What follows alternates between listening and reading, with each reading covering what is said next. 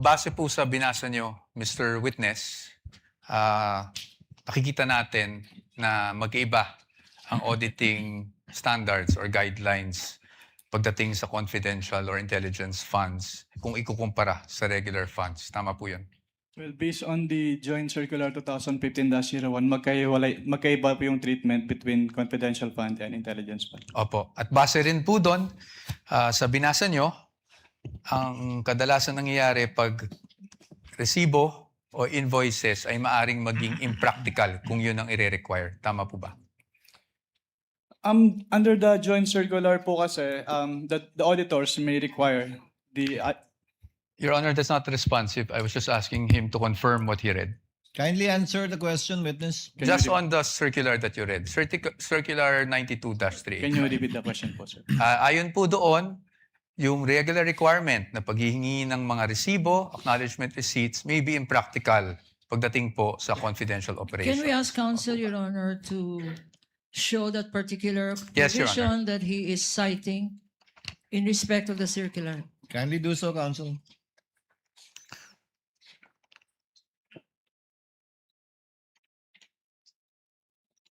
Tama po ba? Ang sabi po dito ay during intelligence operations. Yes, tama po ba? As stated po dito, during intelligence operations. Okay. Thank you. Well, I'll accept that answer, Your Honor. Now, punta naman po tayo doon sa nature ng confidential operations. No? You would agree with me na pagdating po sa confidential operations, delikado po pag nagkakaroon ng leak of information. Tama po ba? Can you repeat your question? Delikado po kung magkaroon ng leak ng mga information na nakukuha patay sa isang confidential operation. Tama Given po the ba? classified nature of... Misleading, Your Honor. I'm think just the asking witness- for I his think the opinion. Witness would have been able to answer. Witness may answer. Given the classified nature Yes. of the confidential fund. Yes, thank you, Mr. Sa pagkaalala ko po, nabanggit niyo po that you were formerly with ICFAO as a state auditor. Tama po ba? Yes, sir. And you are a certified public accountant. Tama po ba? Yes, sir. You're also a lawyer, correct? Yes, sir. You passed the bar in 2022. 2023 po. 2023. Okay, I stand corrected. And Mr. Wamil, you also testified yesterday during your direct examination that you were part of the team that audited the OVP and DepEd confidential funds. Is that correct? Hindi po team kasi ako lang po yung nag-evaluate ng documents. Ikaw mismo, basically nag-evaluate ng documents. Tama po ba? Yes po, sir. Okay, just so maintindihan lang namin how ICFAO conducts its audit. Yung mga auditors po ba, do they go to the field and observe itong mga confidential operations in person or? Since what we do po is compliance audit, we base our audit on the documents being submitted to the ICFAO. Okay. And do you get special training as auditors pagdating sa how confidential or intelligence operations are conducted? We base po our observations on the provisions naman po ng Joint Circular 2015-01. Okay. So, basically what you're saying is you base your audit on the documents submitted to you, not just by DepEd or OVP, but by any other government agency. Ganyan sa ICFAO. Based on the documents if they are compliant with the requirements of the Joint Circular 2015-01. Correct. Thank you. So, pagdating po dun sa mga dokumento na natatanggap nyo from OVP and DepEd, binabasa nyo po to isa-isa, no? Lahat ng attachments? Hindi po ako yung nag-receive noon. Meron po kaming receiving staff po. Pero kayo po, in your evaluation, do you go through the documents one by one? Yes po. I evaluate po if they are compliant with the requirements of the Joint Circular. Okay. Now, when you evaluated these documents, nakita niyo po ba doon kung sino ang nag-approve ng grant ng confidential funds for OVP for the fourth quarter of 2022? Nakita ko po dun sa disbursement voucher po na si Asek Limuel G. Ortonio po. No, I mean the grant. Kasi wala po sa GAA yung OVP confidential funds for 2022 eh. So nakita niyo po ba kung sino ang nag-approve ng grant para sa fourth quarter 2022 confidential funds? Based on the documents submitted, si Office of the President po yung nag-approve. That's correct. Opo, Office of the President. Pagdating naman po sa OVP 2023 confidential funds, yun po ay nasa General Appropriations Act. Do you confirm that? Yes po. And pagdating naman po sa DepEd 2023 confidential funds, nasa General Appropriations Act din po. Tama po ba? Yes po. And as a lawyer, you would know that the GAA is enacted by Congress. Tama po ba? That's correct po.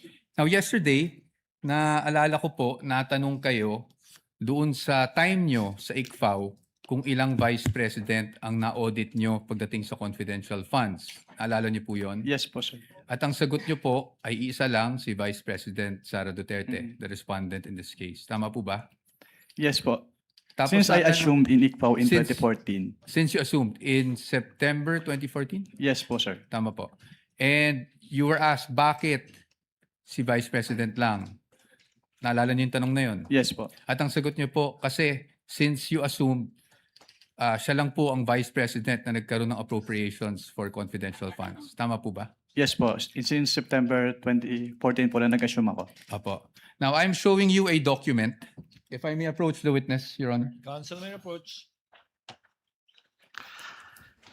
I am showing you a document Assisting entitled counsel from the Spec- prosecutors may also Oh, yes. approach should they so desire. I'm showing you a document, and this document is from the Department of Budget and Management, entitled Special Allotment Release Order, dated. Medyo malabo lang po yung document, no? December 22, 2014. Makita niyo po yan?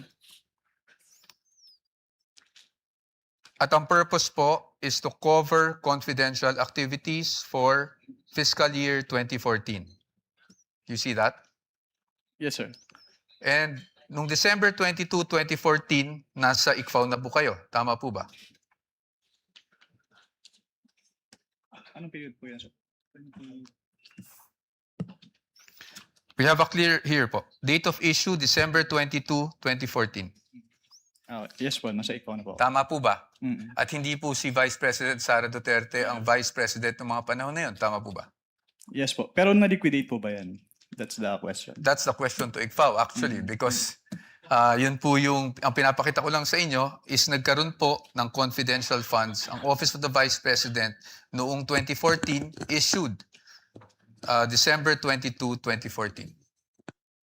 Based on that document po, Meron. You Meron. confirm. But that's okay, no? Because maybe you were just not aware yesterday when you were asked the question. I just wanted to put that on record because marami na rin pong lumalabas sa social media na si Vice President Sara Duterte lang ang Vice President na nagkaroon ng confidential funds. But you confirm that, sir. Your Honors, just a manifestation, this has not been pre-marked. We just came upon this document yesterday after the statements were made. So upon the agreement made during pre-trial, we request that this be marked as exhibit for the defense D-167-DE. -OVP. Let it be so marked. Thank you, Your Honors. Provisional only, Your Honor. Yes, of course, subject to the objections of the prosecution when the time is Of course, appropriate. at the proper time. Thank you, Your Honor. And we will provide the prosecution with a copy as well.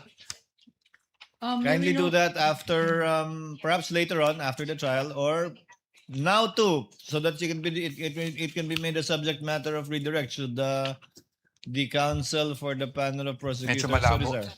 I can give you Photocopy. just a photo. We would like to manifest that this is just a printout, Your Honor, and a photocopy that we retrieved from the Office of the Vice President. Noted.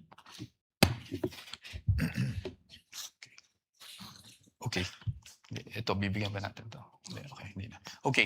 Anyway, Mr. Witness, nung pinag-aaralan ko yung nature ng confidential funds, may mga issuances akong nakita aside from yung JC 2015-01 na parating yung nami-mention kahapon and today. And that is COA Circular 92-985. Yun po ba ay familiar sa inyo? can you repeat? I can give you a copy. Your Honor, I am giving the witness a copy of a document entitled Commission on Audit Circular Number 92-385 dated October 21, 1992. For the reference of the court, this was marked as Exhibit D-1-155. Naalala po ba ninyo yung document na yan or familiar po ba kayo sa document na yan? Witness is perusing the document, Your Honors. Noted. If assisting counsel would like to also from the prosecution.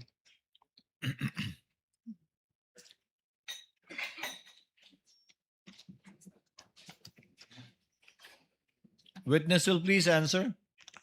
Are you, Are you familiar familiar? with that document? I am not familiar po with that document. Okay. That's okay.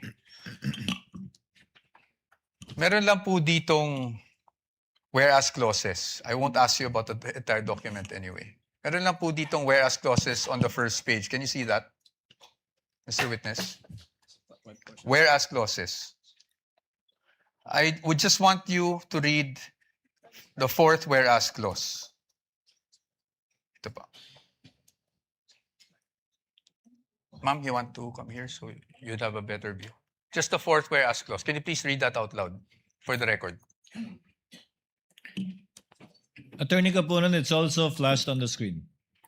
Para mahirap. Whereas these intelligence and confidential activities by their very nature are highly sensitive and confidential operations or missions, the details of which cannot be divulged without posing a threat to national security or to the success of the mission. Can you please read the next whereas as well? Thank you. Whereas, as now being required, the submission of receipts, bills, or commercial invoices in support of disbursements from this fund or rental or of safe houses, purchase of meals or supplies, and other expenses might create a leak of information that may threaten the confidentiality of the intelligence operations, endanger the lives and the safety of the agents and employees of the government agencies, and result to a failure of the mission. And just the next two whereas clauses na lang po para hindi na po tayo humaba. Whereas in many instances, it is impractical and sometimes impossible to obtain such receipts, bills, or commercial invoices during intelligence operations. Whereas by its very nature, the use of confidential and/or intelligence and/or confidential funds requires an approach allowing more flexibility in intelligence operations. Thank you, Mr. Witness. Manifestation, Your Honor. First of all, this exhibit presented by counsel for the respondent is dated October 1, 1992, Your Honor. Whereas the joint circular cited as basis by this witness, Your Honor, is dated 2015, Your Honor. There is no indication here.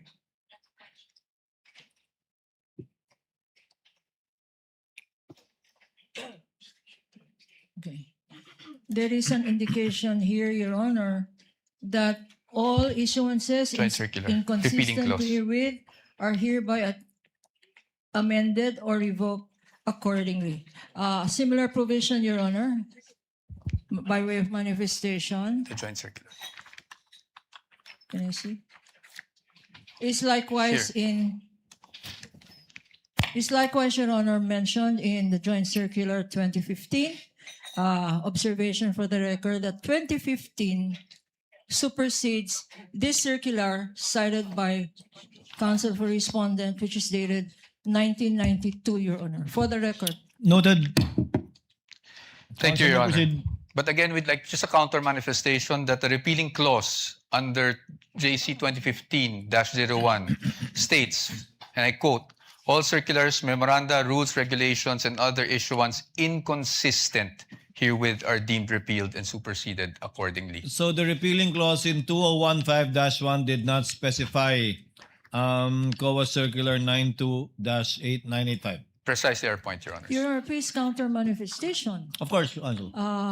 Counsel read the literal meaning, Your Honor, but the substantive meaning is all circulars are deemed repealed and superseded accordingly. His interpretation, my interpretation, but no interpretation needed, Your Honor. 9.0 is expressed. All are repealed and superseded accordingly. Manifestation is duly noted. Thank Your Counsel may Honor. proceed. Your Honor, the documents would speak for themselves, Exactly. and we will leave this to the Honorable Court as to not prolong the debate on this matter.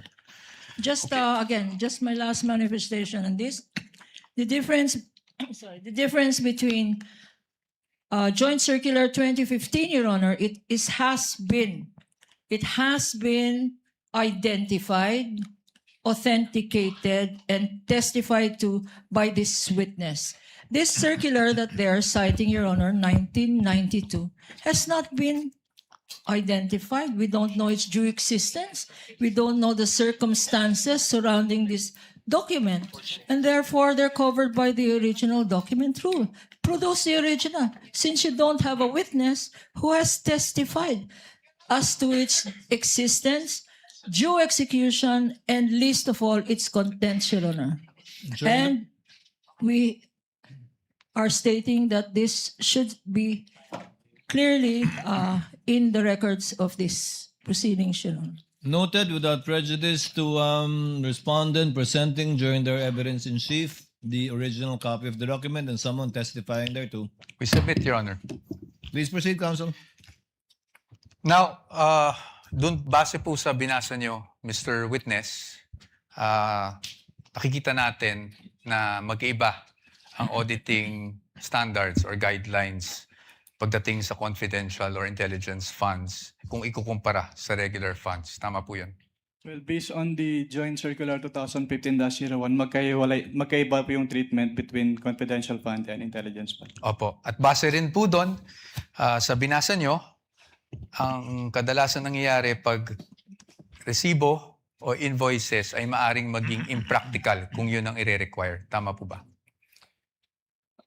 Under the Joint Circular po kasi, the auditors may require the Your Honor, that's not responsive. I was just asking him to confirm what he read.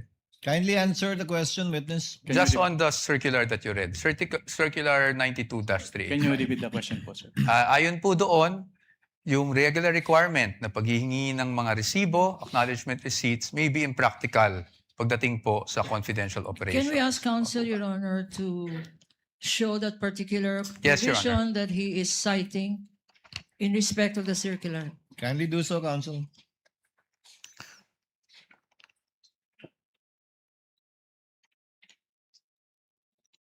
Tama po ba? Ang sabi po dito ay during intelligence operations. Yes, tama po ba? As stated po dito, during intelligence operations. Okay. Thank you. Well, I'll accept that answer, Your Honor. Now, punta naman po tayo doon sa nature ng confidential operations. No? You would agree with me na pagdating po sa confidential operations, delikado po pag nagkakaroon ng leak of information. Tama po ba? Can you repeat your question? Delikado po kung magkaroon ng leak ng mga information na nakukuha patay sa isang confidential operation. Tama Given the po ba? classified nature of... Misleading, Your Honor.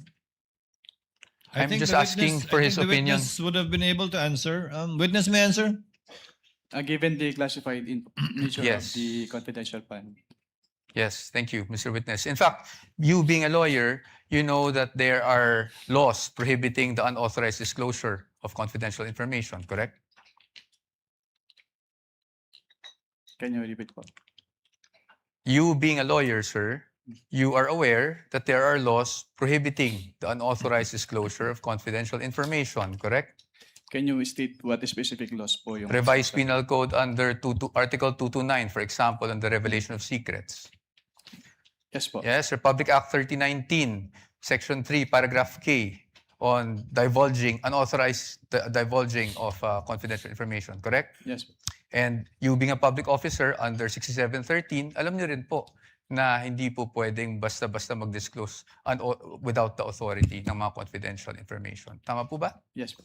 Okay, so batay po dito, pinapahalagan po talaga ang confidentiality pagdating sa mga classified information na ito. Tama po ba?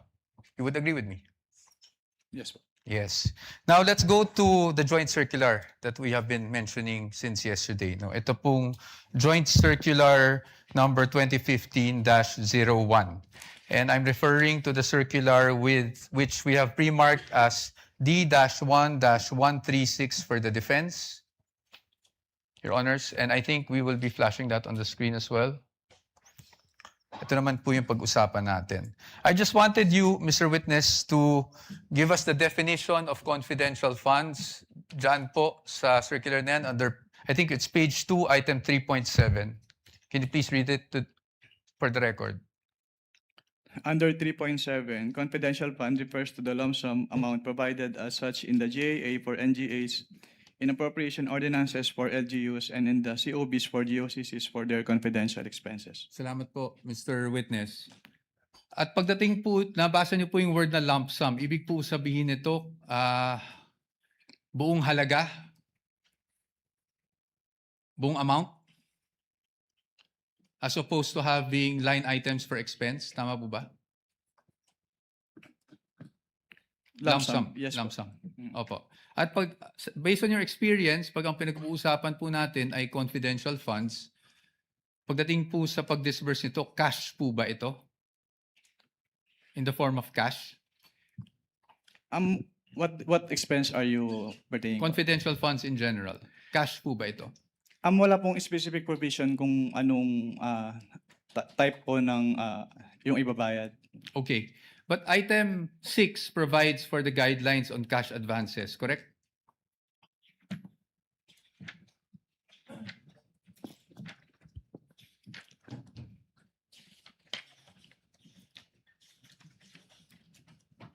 Based on this document po, yes po. Yes po.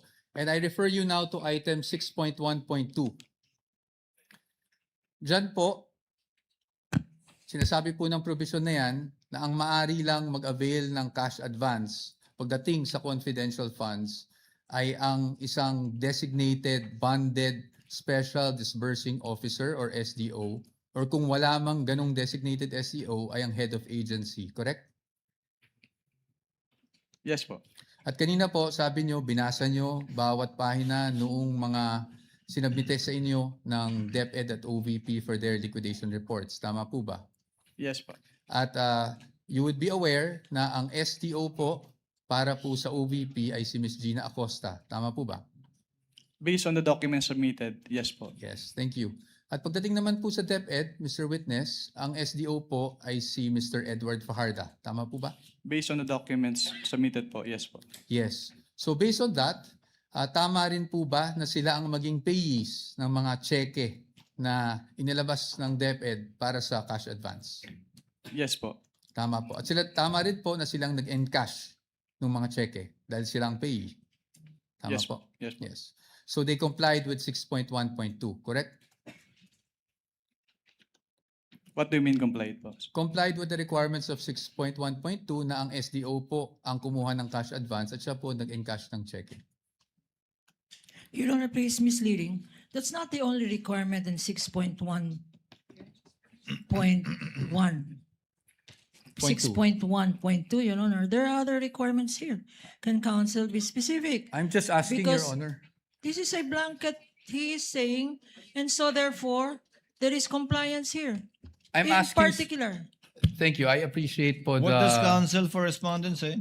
I appreciate naman po the objection of the good counsel. So I will be more specific. Tama po, nag-comply po na ang SDO ang payee sa cheque at ang SDO po ang nag-encash. Yun lang po. Just on that part.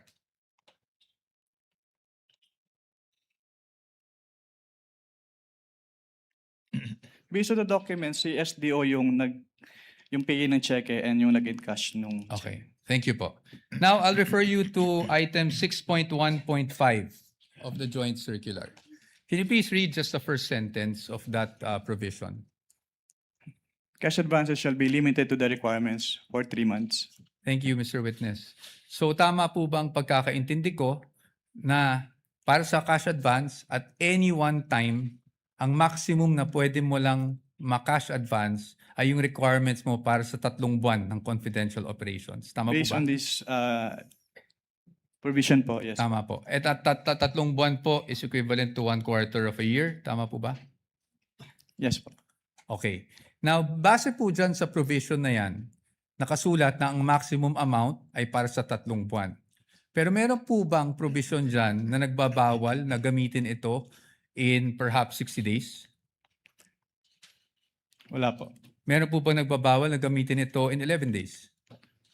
Wala din po. Kaya hindi po namin sinama sa findings namin yung 11 days na disbursement. It's just a statement of fact po on the AOM. Thank you for confirming that, Mr. Witness. Familiar po kayo bilang isang CPA sa accrual method of accounting? Yes po. Can you just, in simple terms, because I'm not even a CPA, just give us a glimpse kung ano ibig sabihin? Ano ba ang accrual method of accounting? Kapag sinabing accrual method of accounting, yung expenses ay nire-record upon incurrence, not upon payment. Opo. Okay. So, dito po ba, pwede po ba yung parang I'm just a simple-minded person? Parang buy now, pay later? Ganun? Wala po yan sa joint circular, so I am not authorized to It's okay. answer that question. I will leave it at that. Punta na lang po tayo sa liquidation. Sa liquidation po, under the joint circular, that's under 6.2.2, correct? Under 6.2.2, if I may just refer you to that provision, dapat po maliquidate magsumite ng liquidation report ang isang agency na may confidential or intelligence funds within 30 days after the close of a quarter. Tama po ba? Tatlo po yung nakalagay dito, hindi lang po the 30 days after every quarter. Sige po, please enumerate for us. Under 6.2.2 of the joint circular, all cash advances for CF and IF shall be liquidated within 30 days after every quarter or from the approved target date of completion of the project or activity or after the cash advance have been fully utilized, whichever comes first in accordance with the procedures as stated po. Okay, thank you po. Ngayon po, papakita ko po sa inyo yung liquidation report na isinumite ng OVP for their fourth quarter confidential funds 2022. Maybe this time we could just ask our assisting counsel, Your Honor, to hand the document. Assisting counsel for the other side may also Prosecution. approach. Maaari niyo po bang matukoy kung anong date po na-receive ng COA ICFAO itong liquidation report ng OVP? Based on the transmittal letter po, January 17, 2023. January May we know, 17. Your Honor, for our understanding, what exhibit number? Sorry. counsel Thank you for referring to? reminding me, Your Honor. You're welcome. This is Exhibit D-1-4-OVP. This is the prosecution's P-1-11-A. No, I'm sorry. One? I'm sorry, what is it? Sorry, D-1 D-1-1. Sorry, Your Honor. -1. I was just corrected.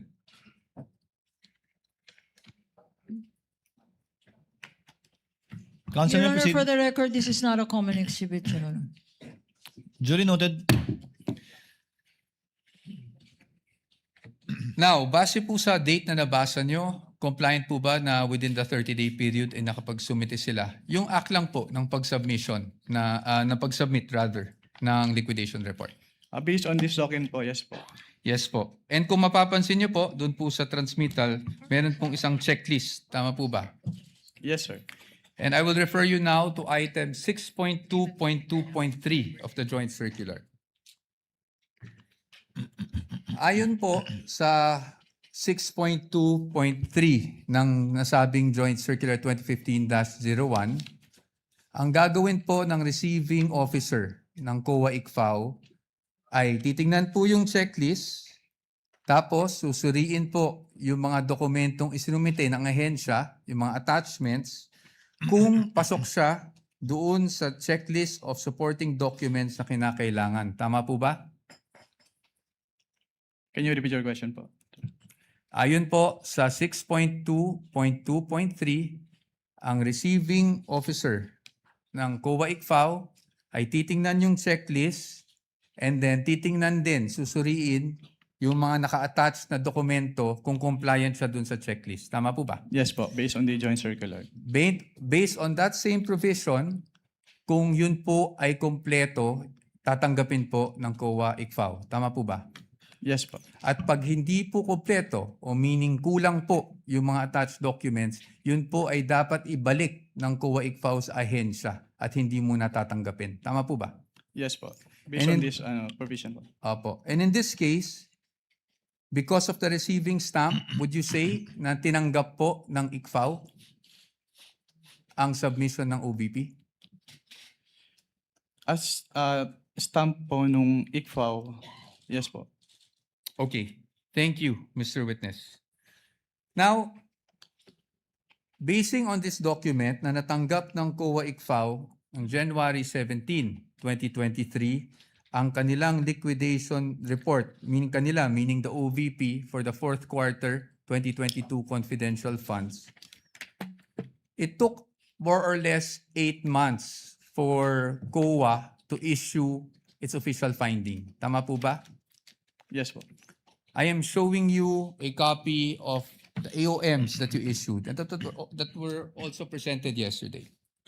May we know the exhibit numbers, Your Honor? Yes, Your Honor. I will get to that. Ready mo na yung mga next documents. Are you showing the one for the OVP or the DepEd? OVP, Your Honor. OVP, that would be...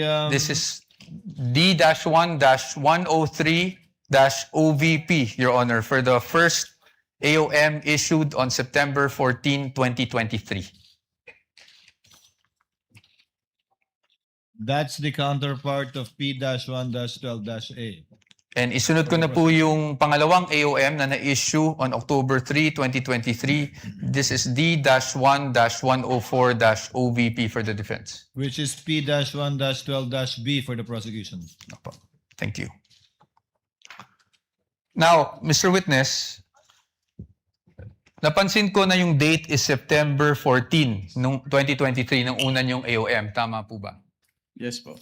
And that was actually just a few days after the budget hearing of COA held August 24, 2023, kung saan may mga legislators that, asked COA to look into the OVP confidential funds. Are you aware of that? Just if you're aware. I am not aware of that. That's okay.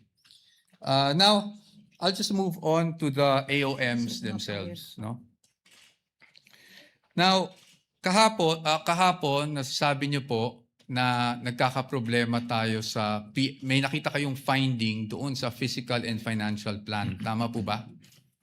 Yes sir. Ng OVP. At yan po ay nakasaad din sa inyong findings dyan. Yes sir. Tama po ba? Opo.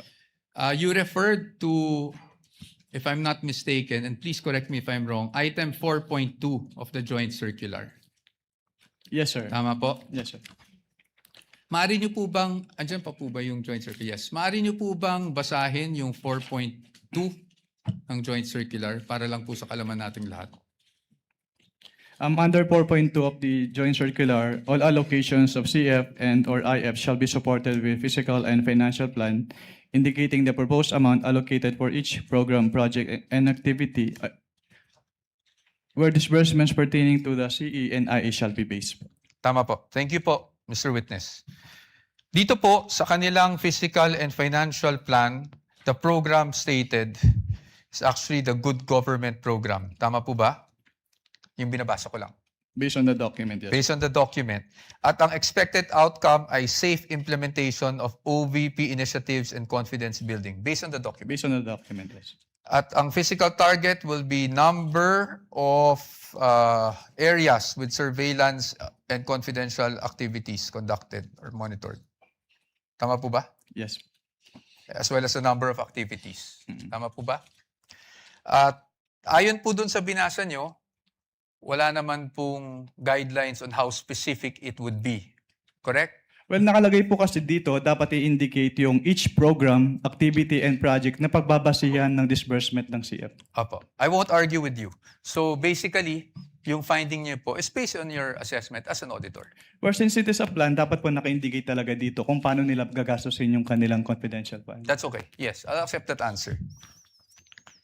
Now, nabanggit niyo rin po na hindi po nag-submit ng DEPs and or document evidencing payment. Tama po? Yes, sir. At yun po ay inilagay nyo sa inyong AOM. Tama Yes, po? yes, sir. At nabanggit nyo rin po na sumagot ang OVP dito sa AOM na to. Tama po ba? Yes, sir. Opo. Tama po. At pagdating po doon sa sunod na step, which is the notice of suspension, tama po ba? Yes, sir. Would you agree with me Section. na hindi na po na-carry over yung issue doon sa fiscal and financial plan? Yes, sir. Yes. So, ibig sabihin, tinanggap nyo po yung explanation. Well, ang purpose po kasi namin kung bakit namin ni-require yung specific confidential activities dun sa PFP is para makita kung paano gagastusin noong OBP yung kanilang confidential fund.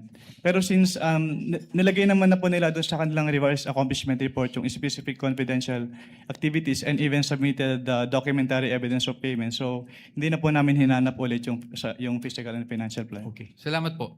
Thank you for that answer.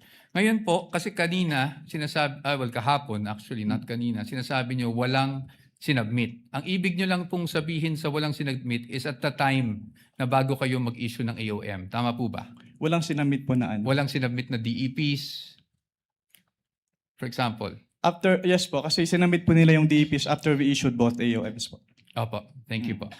Ngayon, punta naman po tayo doon sa notice of suspension. Nandun pa po kayo di ba, nung notice of suspension? Yes, sir. And you suspended in audit the amount of 125 million. We are showing him a copy of the notice of suspension, Your Honor. This is Exhibit D-1-107-OVP for the reference of the Honorable Court. NP-1-13-A on the part of the prosecution. Okay. So, dito po, as you mentioned earlier, you were satisfied with already the submission of the accomplishment report ng OVP. That's why nawala na po yung issue sa physical and financial. Hindi plan. po ako satisfied dahil compliant yung accomplishment report nila, kundi dahil nilagay lang nila yung specific confidential activities na pinagamitan nung kanilang pondo. Opo. So, nawala na po yung sa PFP na finding sa AOM Based on yes po. based on the NS. Tama po ba? Yes, sir. Okay, thank you. Ngayon, pagdating dito sa notice of suspension, I just wanted to focus on doon sa documentary evidencing success pagdating sa rewards. Yes, sir. Nabanggit nyo po, this is 4.8.5 paragraph B specifically of the joint circular, correct? Yes, sir. And yun din po yung nakasaad dito sa notice of suspension na reference, meaning the provision of the JC Yes, sir. specified. Yes. At nabanggit nyo rin po kahapon na wala pong guidelines specifically under 4.8.5 that shows how specific you should be in terms of the documents evidencing success. Tama Wala po ba? po akong na-mention na walang specific guidelines po. Ang sabi ko lang, hindi sinabi kung anong specific document yung hinihingi. May sinabi ko po kayong walang prescribed format, basically. Your Honor, please misleading the witness, to my recollection, did not say that. He said that in accordance with 4.8.5, these are the requirements, A, B, and C. And the submissions of the Vice President and the DepEd are not compliant, Your Honor. Can we With ask the for a indulgence of readback? counsels for the parties, Mr. Wamil, base po sa guidelines, hindi tulad ng ibang mga format na sinasubmit na may pro forma na nasa annex nung 2015-1, wala pong pro forma na pag-liquidate sang-ayon sa na dokumento sang-ayon sa 4.8.5. Yes, Your Honor, based on this provision po. Yes. May ibang provision bang nagre-require ng specific na paraan? Wala na po, Your Honor. Ito lang Wala. po, Okay. 4.8.5. Thank you. Thank you, Mr. Witness. You may proceed, counsel. Thank you, Your Honor. Now, pagdating po sa OVP, alam niyo po ba kung sumagot sila sa notice of suspension na ito within the prescribed period given under the notice of suspension? Sa notice, wala na po ako sa ICFO nung Wala na po nag-submit kayo. sila ng response. Okay po. So I will no longer ask you about that. Probably for another witness na lang po. Punta na lang po tayo sa OVP confidential funds for 2023. you confirm, Mr. Witness, na ang OVP confidential funds for 2023 ay nakapag-issue rin kayo ng AOMs for the first, second, and third quarter. Tama po ba? For the first and second lang po, kasi yung third quarter, nag-drop po ako and hindi ko na po naabutan yung issuance noon dahil nag-transfer out na po ako sa Okay. iba. Okay. At hindi na rin po alam kung, just if you're aware, kung sumagot ang OVP doon sa mga AOMs ninyo. Hindi na rin po alam yan. Yes, sir. Okay. Sige. Diretso na lang po tayo sa DepEd. Para hindi na po tayo tumagal.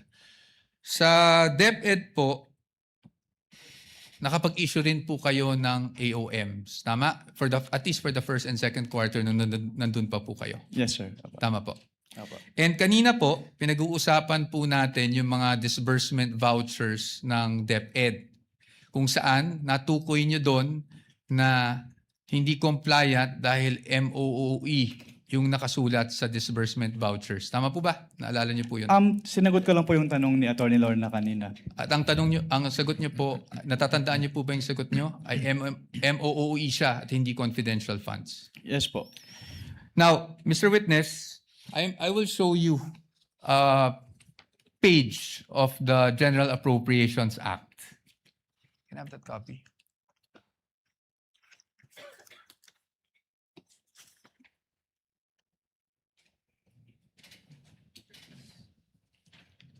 And for reference,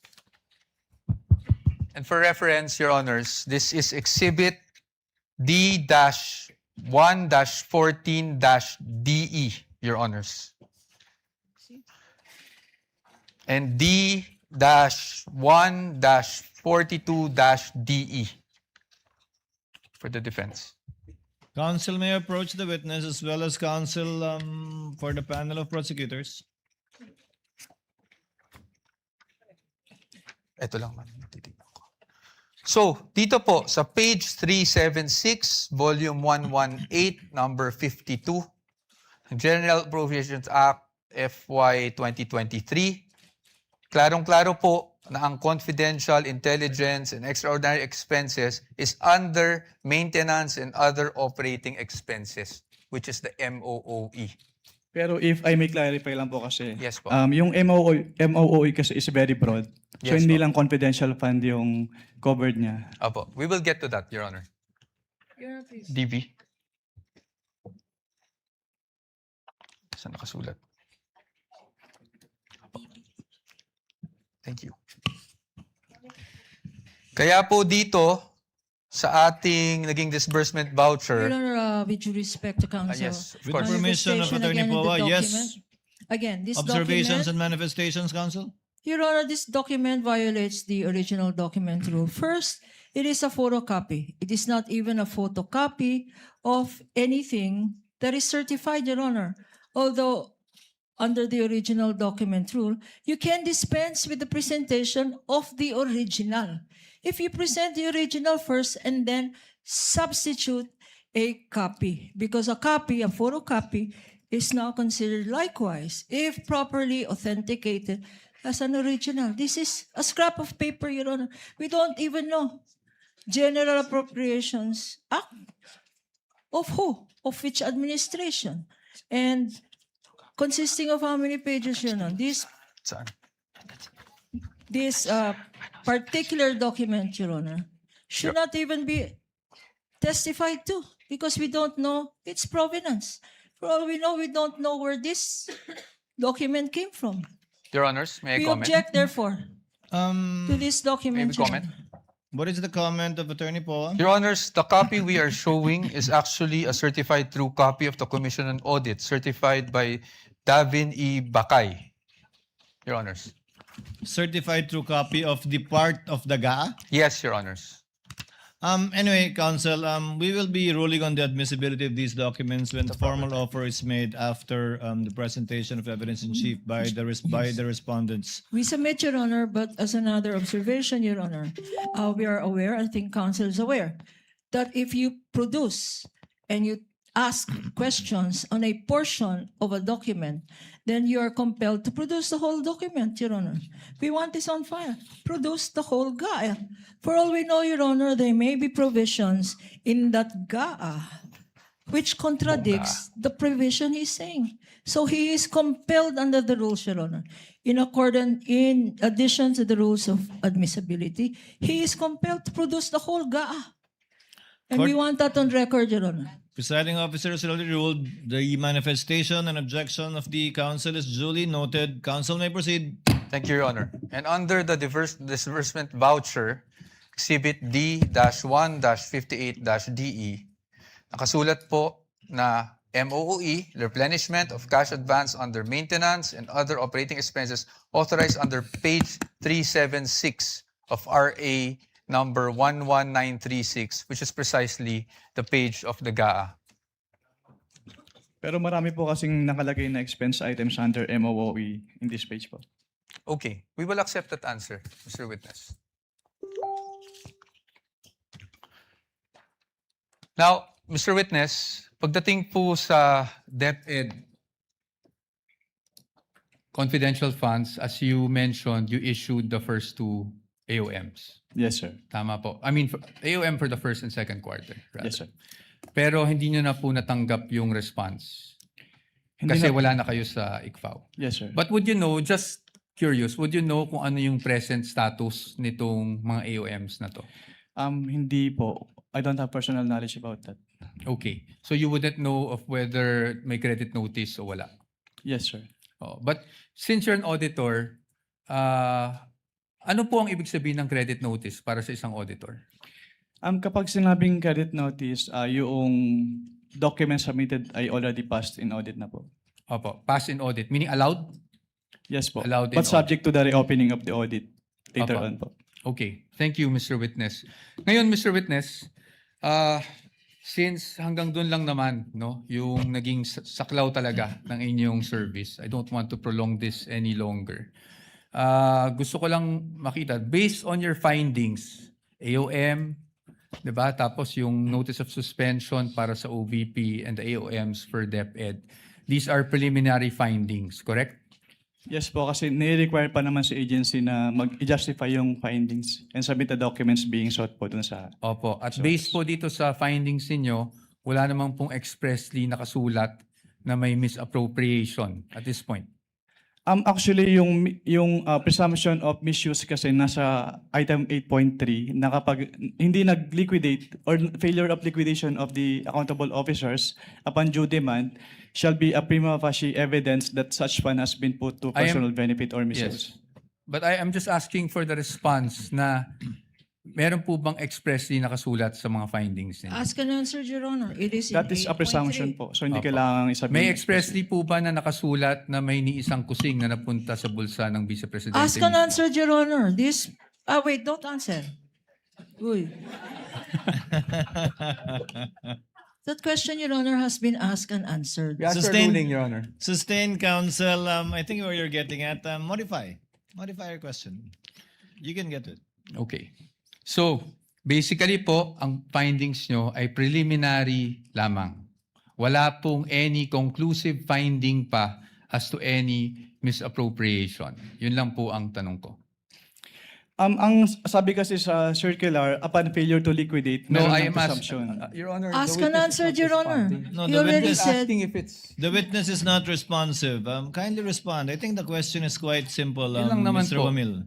Preliminary pa lang. So wala pang any conclusive finding as to any misappropriation. Yun na lang po. Para lang po masagot nyo na ng diretso. Hindi naman po kasi kailangang i-state doon sa findings. Again, Your Honor, non-responsive. Let the presiding officer be the one to do it, or try to do it. Kapag ka nag-issue po kayo ng AOM, Audit Observation Memorandum, failure to liquidate na po ba yun? O may mga observation pa lang kayo? Kailan masasabing may failure to liquidate na? No? Pag may notice of disallowance na, notice of suspension, o AOM pa lang? Nakalagay po kasi sa joint circular, Your Honor, under 8.3, failure to liquidate by the accountable officer upon due demand shall be a prima facie evidence. Opo, again, Mr. Wamila, Yung pag-issue nyo po ba ng AOM, pasok na sa failure to liquidate upon due demand o hindi pa po? Hindi pa po sa AOM, Your Honor. Kasi wala pong due demand sa AOM. Yes po. At may sasabi mo rin bang wala pang failure to liquidate? O meron na? Pag sa AOM po wala, pero pag sa NS po, since meron ng first issuance which is considered as demand, so meron na po sa NS. So As per AOM siya. wala pa, pag NS meron Meron ng na. meron ng demand at Opo. meron ng failure to liquidate. Opo, since sa AOM po, nire-require na silang i-justify and i-submit yung mga documents na hindi nila na-submit. Pero sa AOM wala pa nga ganun. Yes po, Your Honor. Okay. Counsel, your witness. Thank you.